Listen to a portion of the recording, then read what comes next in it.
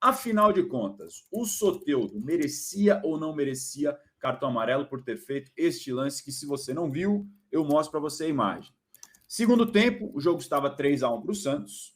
O Soteldo, mais ou menos aos 10 minutos do segundo tempo, ele faz isso, sobe com os dois pés em cima da bola, um gesto ali de provocação para tentar tirar os caras do Vasco ali do prumo no meio do jogo, um recurso que ele achou por bem fazer nesse momento. O lance continua, ele faz um passe, recebe de volta e o Sebastião Ferreira vem, dá no meio do Soteldo. Começa uma confusão generalizada, todos os reservas invadem o gramado, o jogo fica paralisado por alguns bons minutos, o Daronco aguarda, me parece, uma comunicação do VAR e começa a distribuir cartões. Quem foi amarelado nessa situação? Soteldo tomou cartão amarelo, o Sebastião Ferreira também tomou cartão amarelo, jogador do Vasco, que faz a falta, que vai no meio do Soteldo, ele ignora a bola.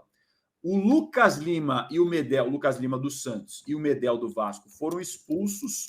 O João Paulo, goleiro do Santos, toma cartão amarelo. E o Rodrigo Fernandes, no banco do Santos, também é expulso porque ele briga ali, sai no entreveiro, na treta com o Gary Medel, o jogador do Vasco da Gama, que ficou muito revoltado depois de toda essa situação. Dito isso, quero saber de vocês a sua opinião no chat, mas eu vou perguntar primeiro para quem é o especialista. A gente vai receber o ex-árbitro Alfredo Loeblin aqui no De Primeira e eu vou passar a pergunta para ele. Bom dia, Alfredo, como é que você está? E aí, Soteldo merecia cartão, sim ou não? Bom dia, sempre um prazer falar com você. PVC, um grande abraço. Em cima da luz da regra, não cabe nem discussão. Não há o que discutir, tá? A regra 12 era muito clara. Eu não estou dizendo que a regra está certa ou errada. Estamos discutindo em cima do texto atual da regra. E pelo texto atual da regra, o cartão amarelo é justo. Tem um texto na regra que fala respeito ao futebol. Engloba ao adversário, ao torcedor, ao espetáculo, justamente para evitar o que aconteceu. A maior prova que a regra ela tem um sentido foi o que aconteceu depois que fez o Soteldo. O cartão amarelo é muito bem mostrado, repito, em cima do texto da regra. Mas olha, porque o Garrincha fazia, porque o Ronaldinho, desculpe, é outro futebol, é outro texto de regra, é outra determinação da FIFA. Então, baseado no que diz a FIFA, baseado no que diz a regra 12, o cartão amarelo é justíssimo. Mas a regra 12 não mudou. A regra 12 não mudou, né, Loeblin? O que mudou foi a recomendação para a regra. Mas olha só, o PVC, quando ela fala em respeito ao futebol, e ela tem uma parte do texto que fala exatamente sobre isso, ela tem a determinação em cima disso. Fazendo um parâmetro, vai. O que o Robinho fez em cima do Rogério, Santos e Corinthians. Aquilo vale porque ele é... 2002 do Campeonato Brasileiro. Isso. Ele é produtivo, ele faz parte da jogada, ele não é isolado. Se o Robinho parasse no meio de campo, sem ninguém perto, e ficasse pedalando sobre um adversário fictício, ele teria que ser divertido. E é justamente para evitar o que aconteceu ontem. Então, assim, você pode discutir o texto da regra, se é a favor, você é contra, eu acho que é uma discussão válida, ok? Mas em cima do texto atual, da interpretação atual, daquilo que está sendo feito, o cartão amarelo é mais do que justo. Até porque o que aconteceu depois serve de exemplo exatamente daquilo que a FIFA quer evitar. Desculpa, ele faria com 0-0? Ele faria aquilo com 0-0? Ele faria aquilo com o Santos precisando vencer e tendo 1-1? Não faria. Então, não é... Vou fazer um adendo aqui, tá? Em relação a isso. Acho que, evidentemente, ele fez para provocar, tá na cara. Mas se ele faria com 0-0, 3-1, 4-0, 1-1, acho que não é pertinente em relação à regra em si. Mas eu entendo que você falou do texto da regra. Se está na regra, enfim, a regra é essa. A gente pode discordar ou não da regra. Mas é algo que não deixa de ser também interpretativo. O que é atitude antidesportiva? Se o jogador faz o que você está falando, por exemplo, dá um chapéu sem ser na direção do gol, para trás, não é objetivo. Isso é uma atitude antidesportiva com 4-0 no placar? Ele está querendo humilhar o adversário? Não fica algo muito subjetivo e aberto para a interpretação de isso ou aquilo? Mas todas as regras e todas as determinações, elas passam a ser interpretativas a partir do momento que é o árbitro que vai julgar. A FIFA tem um texto de determinação da regra 12 que a FIFA fala muito clara no drible produtivo. E o drible para trás não necessariamente não seja produtivo. Eu posso ter 2 adversários em cima de mim. Se eu der um chapéu para trás e tocar para o PVC, e ele ficar na cara do gol, uma jogada melhor, ele é produtivo. O árbitro vai julgar essa produtividade. Eu concordo com você que é subjetivo. Eu discordo, porque aí já existe estudo da FIFA sobre isso, que ninguém faz isso perdendo o jogo. Ninguém faz isso precisando vencer o jogo e estando empatando. Quer dizer, é por isso que ela é muito clara, apesar de ser, entendo o que você diz, essa subjetividade na interpretação, mas ela é muito clara no que ela diz respeito ao futebol. E quando você faz isso, não há respeito ao futebol, evidentemente englobando o adversário, a torcida e todo mundo. PVC. Vem cá, vamos lá, vamos voltar aqui. A questão da subjetividade. Entendemos que o Luizinho, pequeno polegar, ia tomar cartão amarelo hoje se sentasse na bola na frente do Luiz Villa, como ficou famoso nos anos 50. Né? O Luizinho, pequeno polegar, era tão bailarino e tão artista que se sentava na bola diante do Luiz Villa. Beleza.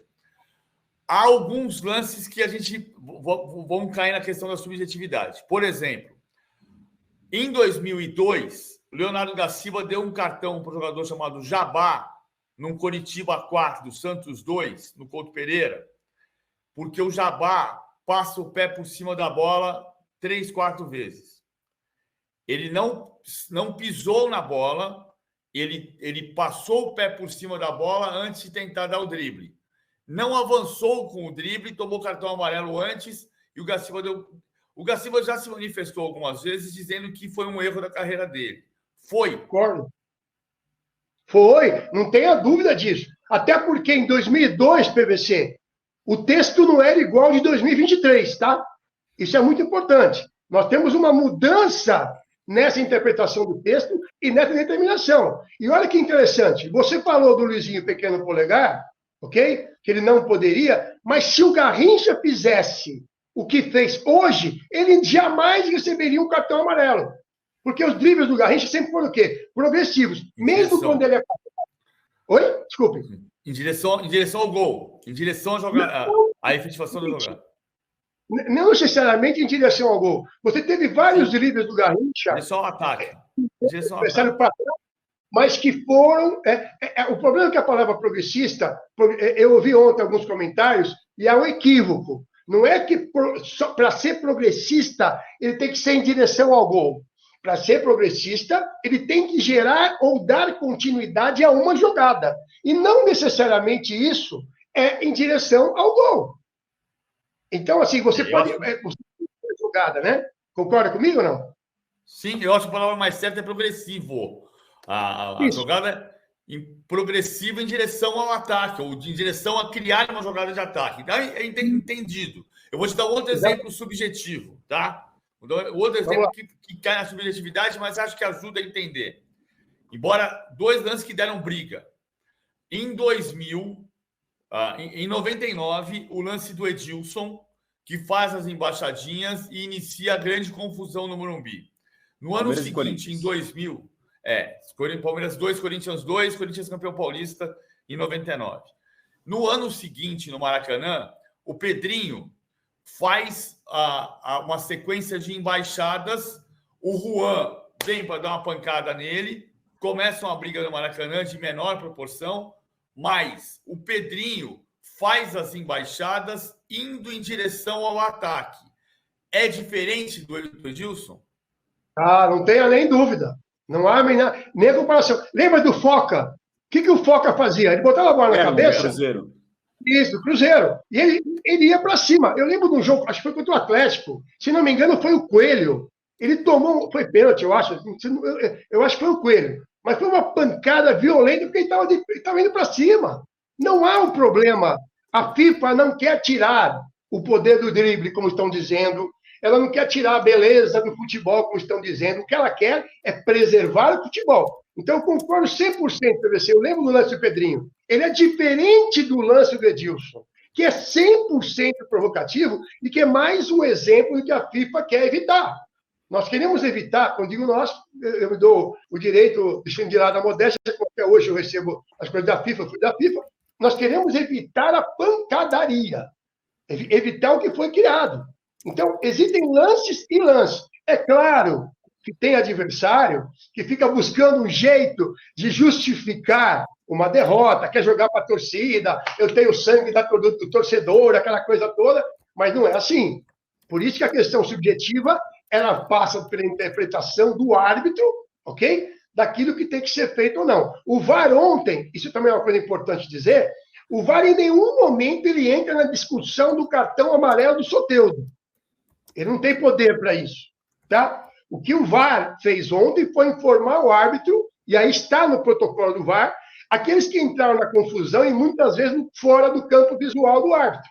Ó, tem uma pancada aqui, tem uma agressão ali, isso sim, porque tudo que está fora do campo visual do árbitro, numa situação de briga generalizada ou de confusão generalizada, ela passa por esse processo de informar o árbitro.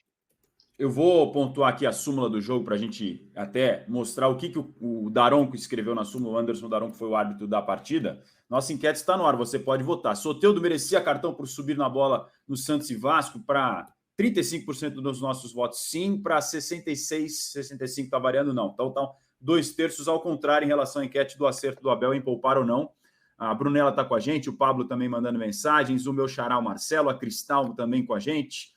O Guimarães está falando assim, Azan, foi sem dúvida desrespeito ao adversário. Se faz isso aqui no rachão da minha cidade, só sai vivo por um milagre. Mas, por outro lado, tem várias outras opiniões falando que isso é futebol, como, por exemplo, o acréscimos, mané regra, isso é futebol, não tem nada a ver disso. Claro que esse tipo de lance sempre vai gerar. Uma coisa que me incomoda, Alfredo, queria te ouvir, Loeblin, sobre isso. Porque, assim, o Daronco, ele dá o cartão amarelo para o Soteldo e amarelo também para o Sebastião Ferreira. Não me parece que passa uma imagem de que uma provocação e o pontapé tem o mesmo peso? Não seria o caso de um vermelho para um e amarelo para outro? Ou está correta a punição disciplinar da arbitragem? Sabe por que não? Porque justamente foi aquilo que o Soteldo provocou. O que o Soteldo provocou, ele sabendo que a atitude inconveniente dele, que seria um cartão amarelo, é provocar uma agressão do adversário. Então ele provoca uma situação onde um cartão amarelo pode compensar se o adversário receber o cartão vermelho. Então, essa também é uma determinação da FIFA, que o árbitro tem que julgar até que ponto tal situação é provocativa ou não. Vou dar um exemplo para você, se você me permitir.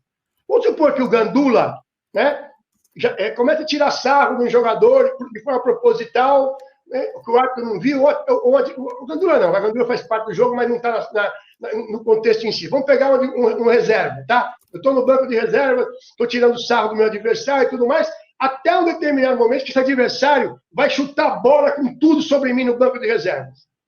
Qual seria o correto se você olhar a grosso modo? Eu vou amarelar esse jogador do banco de reserva que provocou, mas eu vou expulsar aquele jogador que tem uma atitude agressiva. Chutou a bola contra quem estava no banco de reserva. Não. É necessária a inteligência emocional do árbitro e a interpretação para ver se aquilo foi provocativo ou não. Por isso que o Daronco acertou. E olha que o Daronco não está apitando mais futebol, né? Jogo do Daronco, quem apita é o VAR. Pode perceber, quem apita o jogo do Daronco é o VAR. Mas nesse caso, a decisão foi correta. PVC, o que você achou? Não, eu acho correto. Eu concordo com o Lebrin. Acho que agora assim, acho que o Daronco não está apitando futebol, mas o Daronco tem algumas atuações mais recentemente boas. Embora ontem também, né? Ontem o Lebrin tem razão. A história do pênalti do Marcos Leonardo, por exemplo, ele foi mal, o lance na frente dele, e se ele entendeu que era pênalti, era para entender no campo, não era para entender pelo VAR. Você tem toda a razão em outro contexto, né, PVC? Eu só queria saber quem é que está passando para os árbitros que lances interpretativos o VAR tem que intervir. Só queria saber, essa é a pergunta que ninguém faz para o CNM. Onde é que está escrito no protocolo de VAR que em lances interpretativos o VAR tem que se meter? Onde é que o VAR tinha que se meter em Flamengo e Bahia, ok? Se você não tem uma imagem conclusiva, metade das pessoas acha que pegou no pé do Bruno, outras metade acha que não pegou, não tem uma imagem conclusiva, o VAR está errado. E aí o Daronco, que é muito suscetível à opinião do VAR, ele apita, pode perceber, ele está apitando com as decisões do VAR. Ele pegou e agiu dessa maneira na relação do pênalti, que para mim não existiu. Só para pontuar, esse é o lance do Marcos Leonardo, né? O primeiro pênalti do jogo. Pênalti no Marcos Leonardo, que ele mesmo converte, faz 1-0 ali, acho que por volta dos 10, 11 minutos. O Vasco reclama bastante desse pênalti. Só para pontuar o que o Daronco escreveu na súmula, tá? Em relação ao cartão para o Soteldo. Por discutir com seu adversário com a bola fora de jogo. Atitude antidesportiva. Ele não fala ele não justifica o cartão em relação a esse lance que a gente estava debatendo agora há pouco. E tem até uma outra situação que é curiosa, mas é mais da resenha das redes sociais. O Lucas Lima, que foi expulso, ele fez um post nas redes sociais dele, questionando na DM do Anderson Daronco. Por que eu fui expulso? O que eu fiz para ser expulso? Ele mandou aqui embaixo. E aí os jogadores do Santos, o João Paulo, o próprio Marcos Leonardo, comentando e brincando com ele. Aqui na súmula, voltando à súmula, a gente vê que o Daronco justificou assim a expulsão do Lucas Lima. Expulso por empurrar e pisar no pé do seu adversário, o senhor Pablo Vegete, com o jogo paralisado. Teve até gente perguntando nas redes sociais se alguém viu essa imagem do pisão do Lucas Lima. O Medel também foi expulso do Vasco por aquela confusão com o Rodrigo Fernandes, que também foi expulso mesmo estando no banco de reservas. Mas essa justificativa do cartão amarelo do Soteldo, do Alfredo Loeblin, como é que você vê essa justificativa aqui, falando sobre a discussão e não do pisão em cima da bola especificamente? Ele tem que ser afastado, ele tem que ir para reciclagem. Ontem à noite eu recebi a cópia desse relato e é absurdo. Absurdo. Tá? Ele paralisa e mostra o cartão amarelo em função daquilo que fez o Soteldo. Não tem outra explicação. Então, assim, o que eu fico chateado é que você faz essa súmula logo depois do jogo, junto com assistentes. Né? Como é que ninguém vai falar, ficar com medo? Será que é medo ou é insegurança de dizer que o que aconteceu foi desrespeito ao futebol? Está na regra 12, ele é um árbitro FIFA, gente. Não é possível. Os árbitros novos, eles se baseiam no que fazem os árbitros FIFA. Então, para mim, o relato é absurdo, fora da realidade do que aconteceu, e tem que ser afastado para ir para uma reciclagem e explicar por que não relatou os fatos. Só isso. Claramente não foi uma discussão que causou todo esse entrevero, né? Essa quase briga generalizada entre os jogadores de Santos e Vasco na Vila Belmiro. Você continua votando na nossa enquete, deixe sua opinião também aqui no nosso chat. Mais alguma polêmica desse jogo que você acha que é importante pontuar para a gente fechar aqui esse Santos e Vasco? Não, eu acho que tudo. O jogo foi um outro jogo, a meu ver, depois da penalidade, tá? Em cima do Marcos Leonardo. Então, para mim, naquele momento, num erro grosseiro do VAR, que não tinha que intervir ali de jeito nenhum, o Vasco pode reclamar sim. Então, eu acho que você tem um jogo antes disso e tem um jogo depois disso. E a partir dali, a própria arbitragem não foi a mesma. Teve muita contestação de lado a lado. Aliás, esse foi um jogo jogado muito antes dos 90 minutos, né? De lado a lado, com muitas reclamações. O Santos fez visita à CBF para conversar com dirigentes. Nas redes sociais teve muita brincadeira, provocação e polêmica nesse sentido, tanto do Santos quanto do Vasco. E o próprio Santos, depois do jogo, fez uma ironia. A Operação Santos foi concluída com sucesso. Operação Goleada foi o termo usado pelas mídias sociais do Santos, porque falava-se na tal da Operação Salva Santos. Os dois estão brigando contra o rebaixamento. Teve também uma situação que parte da imprensa flagrou, mas aí foi algo fora do campo. Pré-jogo, o locutor do estádio do Santos fez uma provocação ao Vasco, falando que é o time que mais conhece a Série B do Campeonato Brasileiro. Isso é algo que é passível de ser relatado em súmula ou como é antes do jogo, ou não tem nada a ver? É necessário, aliás, é obrigatório que seja relatado. Né? Aliás, o árbitro pode relatar até entregar a súmula qualquer coisa. Se acontecer alguma coisa até 24 horas depois do jogo, ele pode fazer um anexo. Tá? Isso não pode acontecer. Você ter um locutor de estádio que torça para o seu clube, é óbvio que você vai ter em todos os estádios, em todas as arenas. Agora, você não pode provocar o adversário, porque, repito, tudo que você faz hoje, nesse contexto, ele vai estourar na arquibancada. Então, essa é a questão. O torcedor do Santos ontem, antes do jogo, já estava tirando sarro do vascaíno, que é óbvio, ali concentrado atrás do gol da Vila, aquela coisa toda, mas isso aí vai gerando uma série de ações na frente. Então, o que você acha que o Vasco vai fazer em São Januário, no próximo Vasco e Santos?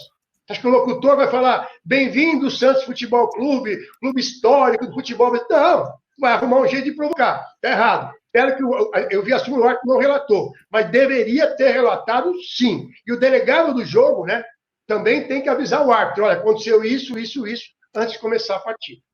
Até para pontuar aqui é outra coisa. Diga, PV. Essa é uma outra coisa que mudou em relação ao passado, né? A história de você dizer que o Luizinho Pequeno Polegar sentava na bola, hoje ele tomaria cartão amarelo porque ele não estava fazendo um drible em direção ao gol. Não estava tentando progredir em direção ao ataque. Mesmo que você dê um drible para trás, você está tentando progredir em direção à construção da jogada. Em 1984, tem um jogo extremamente famoso, Corinthians 4, Flamengo 1, que é o jogo com o maior público da história de Corinthians e Flamengo no Campeonato Brasileiro. Aconteceu no Morumbi, curiosamente, não foi no Maracanã. O Corinthians tinha perdido 2-0 no Maracanã e tinha que fazer 3 gols de diferença. E fez 4-1. O Vladimir, time da democracia corintiana, Vladimir, Birubiru, Zenon, tá faltando um gol, 4-1 Corinthians.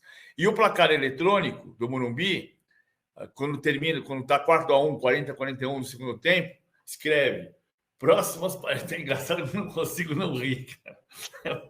Não é para fazer, mas eu não consigo não rir. Escreve assim: próximas partidas da ponte aérea. VASP, voo tal, horário tal. 18 horas, 19 horas, 19h30, 20h10, 20h40. E coloca todos os horários da ponte aérea no placar eletrônico.